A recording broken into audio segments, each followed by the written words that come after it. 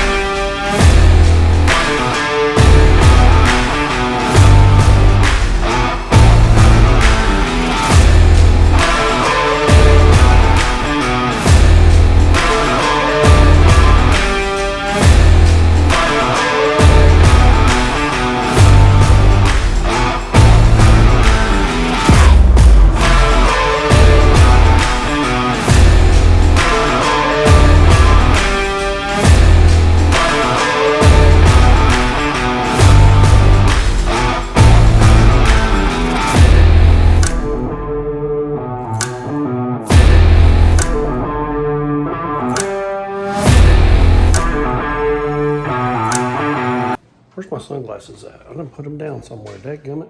Again, I put them down. Why can't I ever keep these things on my head? We gotta get this cop car down to the storage real quick. So let's get this thing loaded up and take it down here to the storage facility. I picked up the socket that I needed to get a level kit installed on my F-150, my 2007 F-150.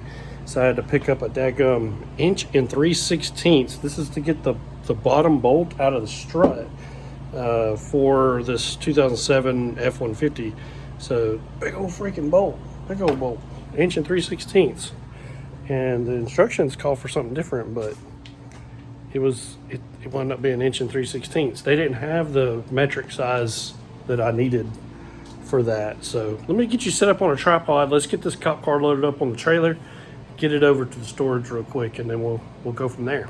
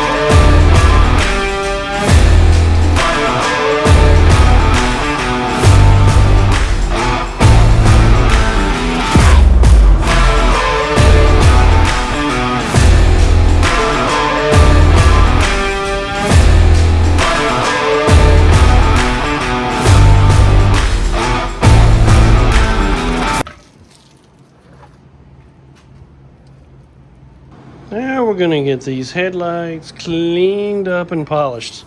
As you can see, this is the headlight that was the worst out of the two, and haven't got to the side yet, but I'm just hitting this slowly with a 320 right now, and then we'll get it all prepped with 320. Then we'll move on to this one over here. You can see it's kind of, the outer layer is just cracked and just coming off. So we'll sand all that out, all that baked, sun-baked look out of it with a 320 first, and then we'll hit it with a 600, and then we'll just keep working our way up from there, and then throw the polisher on it and see what they look like. Hopefully they turn out nice.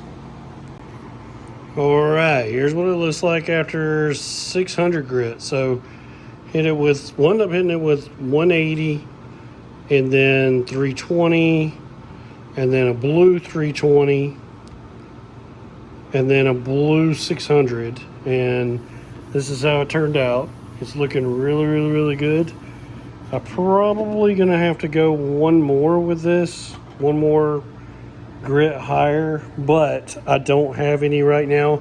So, but I'm gonna go ahead and put the polisher on this, see what it looks like, and see if we need to go any higher.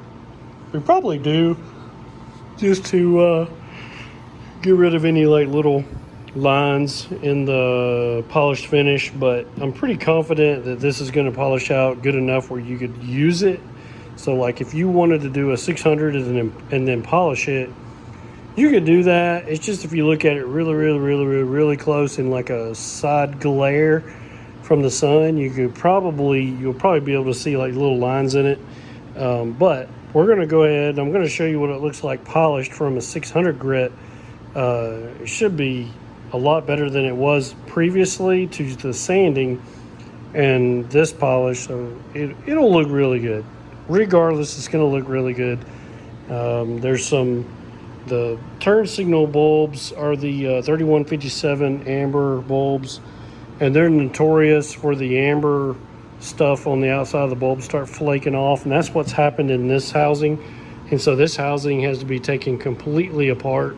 So we're going to have to bake it in the oven and split it, clean out the insides, and then put it all back together, reseal it, and then clean it up real good, and then put it back on the truck. But let's go ahead and throw a polisher on this and see what it looks like after a quick polish. All right, now here's what it looks like after a quick polish. You can see that there's still some visible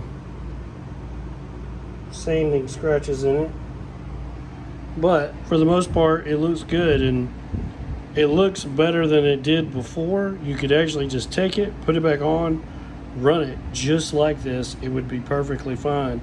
If you want to see a comparison of this to the other one, now remember this other headlight wasn't as good.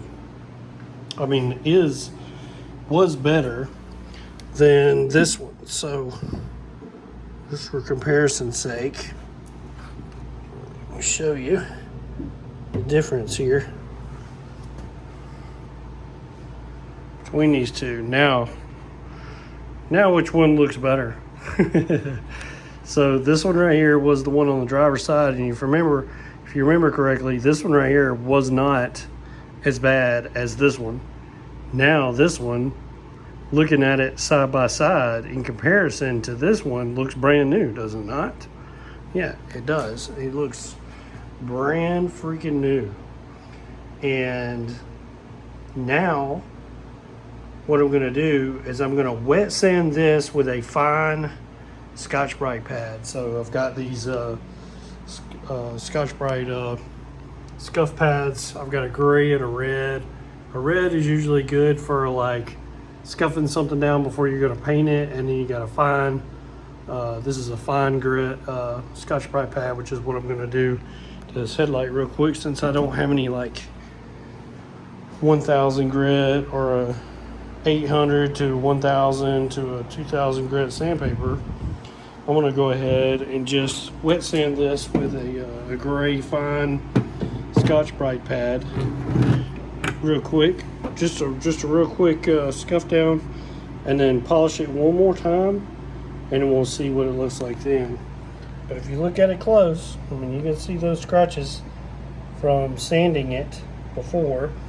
Likely what those are the 320 grit scratches showing through after I sanded the 600. And so that obviously I did sand long enough on the 600.